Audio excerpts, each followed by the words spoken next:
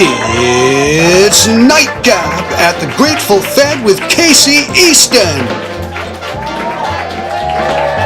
Every Thursday night at the Grateful Fed. Awe-inspiring guests and some we just make fun of. And we're back to Nightcap with Casey Easton. Our next guest is way better at interviewing people than I am. So this is going to be a real pleasure. Well, so is Gord Vizzuti. Or actually, so is Pete. Doesn't matter. Our next guest is Mr. Kent Molgat. Kent Molgat, come on down.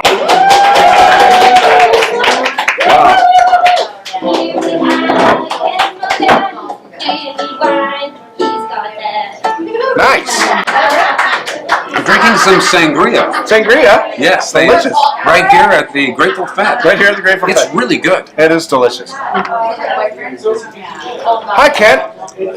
Hi, Casey. How are you? I'm doing great. I'm not used to. I'm a little bit sort of feeling out of my element because normally I ask the questions. You're on the flip side. Yeah. So this is. Well, which is why I was going to call the episode "The Hunter Has Become the Hunted." Yes, I feel a little bit on the spot. You know, I got to have my answers ready. So now my questions ready. Right. So, but this makes you a better interviewer because now you know how your victims feel. Yes, maybe.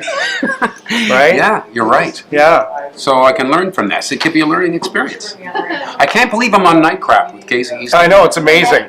It's amazing. I can't believe it either. Who are you and what do you do? Who am I and what do I do? Who am I? That's a bit existential, you know? Who am I? State your name for the record. My name is Kent Charles Molgat. Yes, Hey, look, see, this is an educational program. We learn new things every day. I was born in North Vancouver at Lionsgate Hospital with one ear upside down, and the doctor just went, and that was fine. Really? And I grew up there in North Van. Yep. I moved to West Van for a while, then back to North Van, and then I went to Victoria as a young adult, and then wound up in Grand Prairie, Alberta, Vernon, British Columbia, Kelowna. By that time, I'm in TV, and is that too long? No, these are all places I've lived, which is weird. Really? Yeah. Victoria?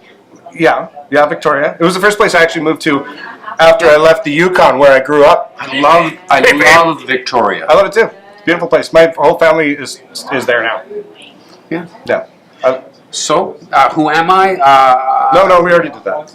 Kent Charles Molgat. Yes, that's my name. Yeah. And what do I do? What do you do? Well, currently I work for Kelowna Now. Oh, yeah. No. And I mainly just interview people. And I occasionally go to news events and interview people there. Yep. But my favorite is to bring them in, sit down, and take 10 minutes or so and really dig a little deeper. Yeah. I'm really liking it. Yeah.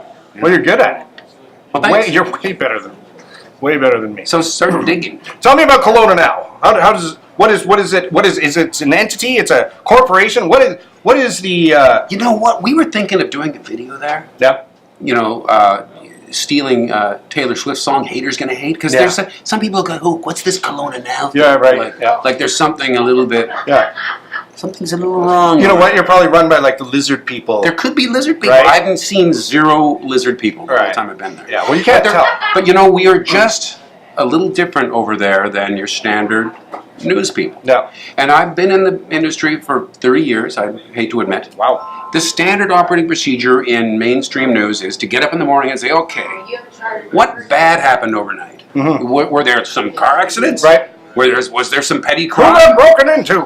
Good morning, and now the news. There were some bad things that happened overnight. Somebody broke into Casey Easton's car and stole his There drill. were some break-ins at the mall, and a two-vehicle accident in McKinley Landing has left one person with minor injuries. Right. Did you need to know that? No. You did not need Don't to. care. So we leave that out. And we don't speak like that either. We avoid that. That's awesome. Not that Gord... Love what you're doing over there. That was not an imitation of you, Gord. Okay? It did sound like Gord.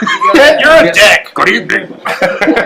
No, they don't do that. So I've been watching your 5-minute interviews with all the people that are running for I interviewed political every things. Yep. single candidate, except for this one mystery woman who sort of disappeared. Yeah, what happened to her? I don't know. I reached out, but so I did, including the West Bank mayor. Are you talking about Sharon Shepherd? No, not that one. She's still around. Looks like Sharon right there.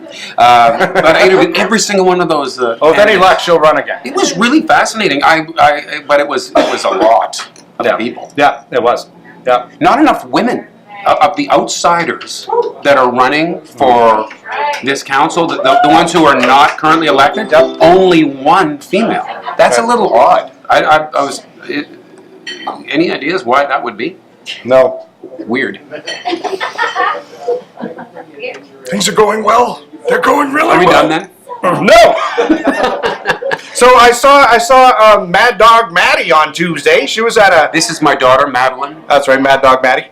Is that what you call her? Yeah, I do, because she's the most pleasant, sweetest thing I've ever seen in my life. So I'm like, Mad Dog, what's up? She's like, I don't know who you're talking to. Is it me? But she was at the performance for Mad Fox Theater. Yeah, she was really excited Musical about mayhem. wanting to learn a musical in 24 hours. Yeah, she was good. I know, because she can pick up music and just see the notes and sing them. Yeah. Like, she is amazing. She's got a great voice. I am. Yeah. I've been in a few shows with her, but Yes. ensemble. She also, great. Madeline, has a starring role in the upcoming Marvelous Wonderettes. So And who's that through? Where's that going on? That's at the Kelowna Actors Studio. Oh, wow. And we are, my wife and I, with the View Winery, we are big supporters Yep. of the Kelowna Actors Studio. Our kids grew up there, starting out in the little kids classes, Yep. and watching Madeline blossom into this amazing And performer. little Phoebes too. She was in a good show or two. She was so Great. good at it, but she just plays basketball 24 hours a day. Yeah. That's yep. It's funny. She's really into basketball, right? And then she's really good at it. Yep. And then the parent shows up. I walk in the room and you can just see people go, oh, because they want me to be 6'5". Oh yeah, right. Yeah, So huge disappointment. they see that she's not going to be Yeah, they go, oh. an NBA superstar. And how did your lovely wife Jen? How's she doing? She's fantastic. Awesome. It's crush time right now, so it's been a little bit busy with crush time. Wait, hold on. So tell me a bit about the View Winery. Speaking of Jen and the View, products that we have. and what products you might have. I should have just let him keep talking. That's why he's so much better than me. The View Winery has beautiful, cool climate whites. Gewürztraminer. The red shoe, right? The red shoe. It's the iconic red shoe. Yep, There's a story behind that red shoe. Tell me about it. Can you tell me? hear the red shoe story? I've always actually been curious. It's a rather austere label now. The red shoe is kind of, it's very subtle. It's subtle, but it's still that's because people recognize. The original label had the shoe right in the bottle, and the fact of the matter is, this is the one main contribution I ever made to the whole company. Right. Is that we needed a label. We had come up with one. Yeah. We went to a seminar that talked about how you should label wine, and everything we had done was exactly like example of wrong. Right. And so we were like, ugh. And Which made you stand out. To drink something. yeah, we will. So, want my sangria, Pete? Yeah. It's really good. Yeah. Have that. So we were humming and hawing about what to do for a label, and we went out dancing, wound up at the Blue Gator, and we got home and we polished off a bottle of wine, and for some weird reason, I took her shoe off and stuffed the heel right into the bottle of wine, and we kind of looked at it, and then wow, and they took a picture of it and had Julia Trops, a local artist, turn it into a painting, and that became our first label. Awesome. And so there you go. I've always been curious about that. Fun facts. So this, I've just poured a bottle of what is that? Revolution. Oh, it's a Gewürztraminer. So this is a Gewürztraminer which has a little bit of oak influence. This is aged in oak, right? and it's unabashedly. I was kind of hoping this would happen. That's why I brought him on. Now taste that a little bit. Okay. Right? Normally a Gewürz is a little too sweet for me. Well, you wouldn't normally oak a Gewürz. It's just pretty much not done. But why not do what's not done? Yeah. Right? Yes. Straight from the norm. It's like everybody's saying, "Oh, you got to do more Stephen Colbert." I'm like, Stephen Colbert is really good at doing Stephen Colbert. That's why I ran in. That was as much Colbert as I. Notice I ran in. Yeah, you did, didn't you? That's pretty good. He runs in, right? I love Stephen Colbert. That is a really good Gewürztraminer. Minor? Glad you like it. How do you pronounce it? Gewürztraminer, because it's Gewürz and then Traminer. Yeah. Gewürztraminer. Gewürztraminer. Ich bin ein geiler Schwuler und du siehst Ja, gut ist aus. gut. Anybody that speaks German is going to be like, what the fuck did he just say? That's delightful. You were trying to get Gord to swear on the show. I know. And I warned him but he didn't do it. I once walked into a pole and didn't swear. Did you see that? I'm going to overdub. Have you seen It's the gonna be pole all hit? kinds of swears. What? You seen the pole hit? No. What do you mean? You haven't seen me walk into a pole? I was getting to that. I was getting to that. This guy's not prepared. No, I am prepared. It's just you're jumping the gun, son. Okay. Jumping the gun. You're getting to that later? Hey, look what else we have in here. What? What's the story behind You wouldn't do this? any shameless product placement, would you? Or shameless self-promotion in any way. So we're going to write a song about shameless self-promotion. I'll get on that. Thanks. We were thinking of maybe updating that label. What do you think? Maybe put the tree on Can you it. reduce the amount of sugar in it? Because I love it, but could it be a little drier? Do you have a drier one? Yes, the Picker's Hut. Thank Picker's you. Hut? Because the Picker's Hut cider Yeah. is my phone just dinged. I should have had the ringer. That's turned fine. down. It's fine. The Picker's We're Hut hacks. is similar, slightly higher alcohol content and a little drier. Yeah. We have some regular dessert apples in this that kind of sweeten it up a little bit because different people want it differently. Most people like the sweet So this stuff. is our Ward's Hard is gravitated to being the sweeter side of it, and the Picker's Hut is the Yeah. drier. Because I have a hard time. Like sometimes if I drink too many of these, 2 days later when I wake up after the diabetic coma, Yes. right? Then it's, Also, yeah, the Ward's Ginger is drier than this, and it is superb. yeah, that sounds nice. Yes. And it's good for your intestines. Yes. I didn't know that. Thanks. I'm looking ahead of the questions. So broadcast stuff. So how long have you been doing it? You've been doing it for 30 years. 30 years. That's awesome. I was just rolling through town back in 1988. Yep. And you're like, hey, I'm good at talking to people and stuff. I did have a... Maybe I should do that for a living. I had worked in radio already in Grand Prairie. Yeah, right. Then I grabbed a job at CJIB Radio in Vernon. Was the Canadian Tire a bar when you were there? I don't remember a Canadian Tire... It was when I was there. The Canadian Tire... The location of the Canadian Tire in Kelowna? No, in Grand Prairie. Oh.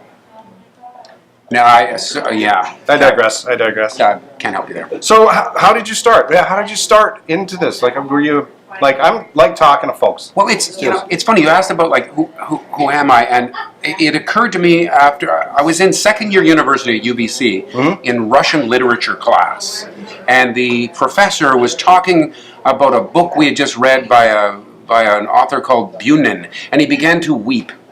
And I realized I was not with him on that. You know, I figured this. I need to really. I'm wasting my time right now. Yeah. I need to decide what I want to do. Yeah. And so, do you really want to hear more of this? Yeah. I went home. Oh, this is interesting. This is stuff I want to know. Whenever I had something important to talk about, I talked to my mom. She was always so helpful. I said, "Mom, I got to decide what I want to do for a living." She said, "Okay, let's do it." We sat down. We made 2 lists on a sheet of paper. We made a list of. And she said, first make a list of the things you're good at. You know, and made a list. I'm good at talking. I like always arguing with people. I like to do things at the last minute. And I made this big list. And then we made a list of things that I might want to do for a living. And she said, put anything down there, like astronaut. Oh yeah, astronaut. And then about the third one we were down was TV news reporter. And we just kind of looked at each other and went, What? Yeah, that's awesome. yeah, that was it. That's a great story. That's good. So Thanks, Mom. yeah, here's to mom. Here's to Kent's Yes, mom. Mom. Cheers. Here's Hang on. to your mother. Your mother. So I threw a little party. Kent Molgat came over. He was in the kitchen. And normally, anybody that knows me, I don't generally stop talking. But this guy had me in frickin' stitches. I was actually standing outside of the kitchen while you just held court. And I'm laughing my ass off. And I'm not used to that. I'm used to everybody laughing. At you. At. Were you feeling kind of... Mostly at, but Yeah. with. Yeah. No, I wasn't feeling it all. I was just like, holy crap, this guy is funnier than me. So that must feel amazing, being the only person in the world that's funnier than me. How does it feels good, right? I guess, yeah, I've always been a clown. I don't have much else going for me. That was actually a question that I had here. Yeah. How does But it you know feel what? to be the only person funnier than I am? But Stacy, I called you Stacy. That's fine. Casey. Where'd that come from? Because I don't want to change the name Kent. Let's just keep going. Keep going. Into stand. Keep it rolling. No, you're funny. So I was just sort of playing off your funny. Yeah. Your funny and my funny were really working that night. I think we had more to drink first. So We did. Corbin, was that the night you guys were there? Yeah. Yeah, that was fun. That was a fun night. You're a funny guy. Thank you. How come you're never funny on this show? I don't know. So how long you been doing it? How did you start? And then the next question, hey, you ever gone viral? Well, why, yes, I have, Casey. Yeah, that would have been the poll hit. So here's what we're gonna do. We're going to make that video. We're going to play that video over now top of our discussion. Like this will be the edit. Okay. Should I pull it up? Play it. Yeah, let's have a look at it. There's no way we can really make it bigger or anything. But so what you have to do is you have to go onto the interwebs, and you have to type in Kent Molgat poll. Or just idiot poll. Dumb reporter usually calls it up. So what happened? Were you? They played it like on talk shows, like actual, not this talk, but actual talk shows. Okay, here's an actual moment at the Okanagan Bureau of CTV. Yep. I'm on the phone, and my camera colleague leans around the corner and says, Kent, I got Leno's people on the line. And I'm going, no, I have Leno's people on the fucking line. Did I just swear? Anyway, we'll bleep that out. So yeah, it was true. Yep. So we were on Leno and Letterman, Yeah. and all the morning shows, Yeah.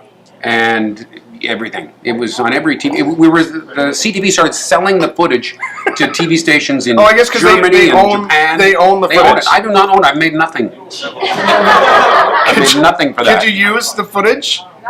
And I don't even own it. CTV owns owns it, but actually the world owns it.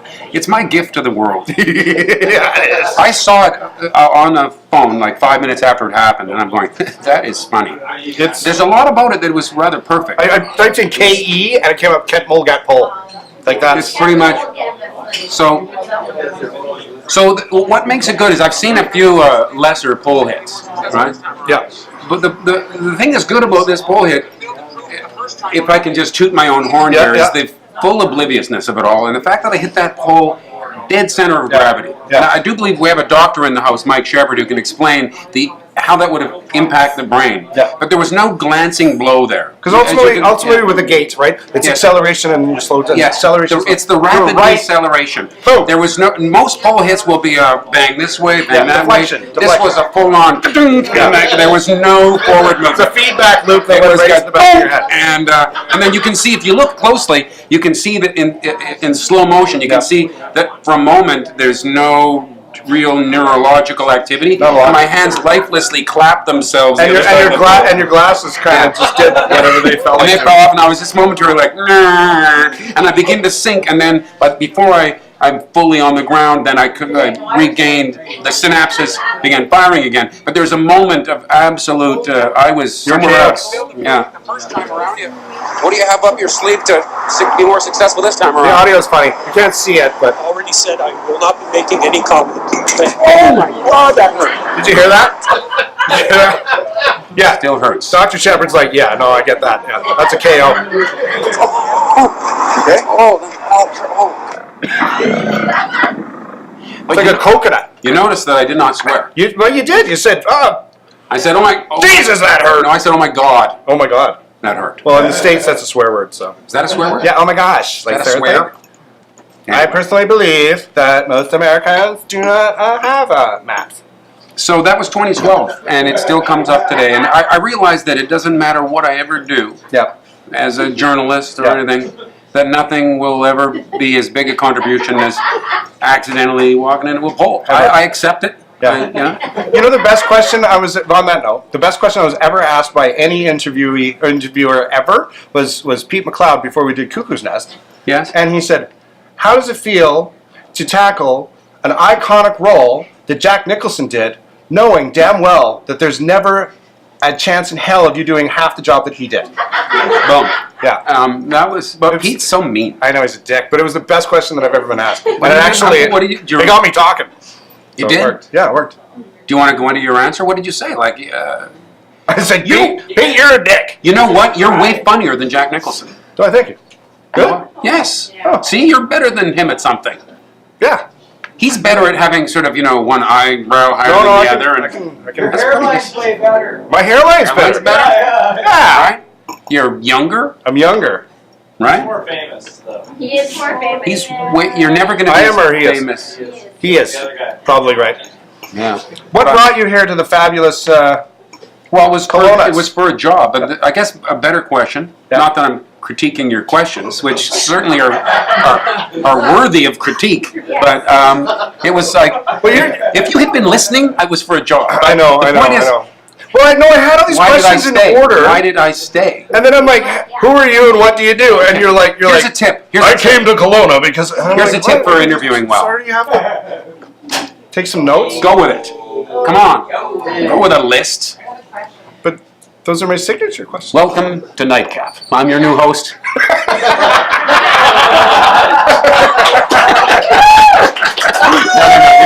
You're doing fine. You're doing fine. You're doing fine. What is it that you like about Kelowna? What do I like about Kelowna? Yeah. What is not to like? You know what I like? Here's what I like about Kelowna. I don't know. Why don't you tell me? I'm talking right now. Sorry. Zoe, I'm sorry that I make you feel this way. Yeah, welcome to my life, bitch. This is what I like about Kelowna. It's like, it's got everything well, not everything. It's got a lot of what you want in a city. Yeah. Without being too big, and then it's got the place where we grow the food, and the place where we produce the wine, and it's the lake, and but yet it's all just a little bit shrunken down. Growing up in the Lower Mainland, it's just sort of, down there you really truly think that vegetables come from the section away from where the meat is. Yeah, there's cellophane on vegetables and meat. Here you can see where the food is produced, and and you can see there's the mountains where the snow lands, and then it rolls into our water systems. Yeah. And so it's just there's an actual visible ecosystem. You really see the whole thing, so I've been to Toronto a couple of times, and I'm basically like, it's like New York. Yeah, but with none of the culture and more garbage. You have no sense of the cycle of life there, right? So it's a beautiful little world here, and so why leave? I rolled into town and never left. What do you not like about it? What would you change if you could? Milfoil. Yeah. Fair enough. When I came here as a little kid and walking out, and you could see the little rivulets in the sand under your feet. Now it's like the weeds. I don't think there's any way to get rid of that. So that's a pointless answer. There's some weird stuff. No, it's not. It's there's mussels and invasive things. I wish that I could have a more constructive answer to the question. What would I like better about Kelowna? No, that is legit. Yeah, that's totally legit. All right. Yep. What did you want to be when you grew up? Well, you already told that story too. You didn't really know. Yes. And then you sat down with Mom. Right, okay, but to back that up a little bit, when I was like 9 years old, I used to pretend to be an interviewer. Oh. I had a name for myself. What was it? It was really stupid. Kermit the Frog. That was Freddie Neddy. I just made it up when I was holding a mic one day. And then I kept going back to that name. And the whole shtick was I'd be like this. I'll be like Freddie Neddy now. Right? Let's do it. Now I'm 9 years old, okay? So forgive me if I seem... Okay, it's like... Freddie Neddy here, and interviewing Casey Easton on Nightcap. Freddie, what do you like about doing this show? That's really excellent, and I'm glad to hear that. How long have you been established here at the Grateful Fed? Well, I tell That's you, good as well. And it would just go on like that. It was the That's a good shtick. The 9-year-old. What do you think? Should we bring Freddie in here to host this show? Better than this chump. I don't know, because nobody's actually going to be able to say anything. No, it's only funny for a while. I think you got about 30 seconds of a shtick on that one. Maybe you could make a viral video out of something like that, right? Mm-hmm. Second contribution for Kent Molgat to the world. Second contribution? Second viral video that you... I have only one viral video. I know, but if you did the Freddie Neddy... Yeah, that could be this. Do you have any hidden talents? Do you do impressions? Well, little known fact. Yeah. You just had Pete McLeod on. Do you know who played the secondary yet really more important role of Meyer Wolfsheim, the shady underworld character that really drives the plot of that play? That was what me. Play? That was me. What play? The Great Gatsby. Oh, The Great Gatsby. So Pete, right? Yeah. You were the guy that drove the cab or whatever. No, I wasn't. I was the guy that drove the plot. I was pretty drunk when I saw that show. no, really, it was a pretty minor role. I thought you were great. And I also played the cop. And I had an accent in that. I had to do the sort of Jersey cop accent. Yeah, forget about it. Come on, see. All right. Clear the area. That was good. Wait, that was you? Yeah. Oh my God, that was you? Clear the area. We're in the presence of the stars. It's true. Do you have any shout-outs that you'd like to give?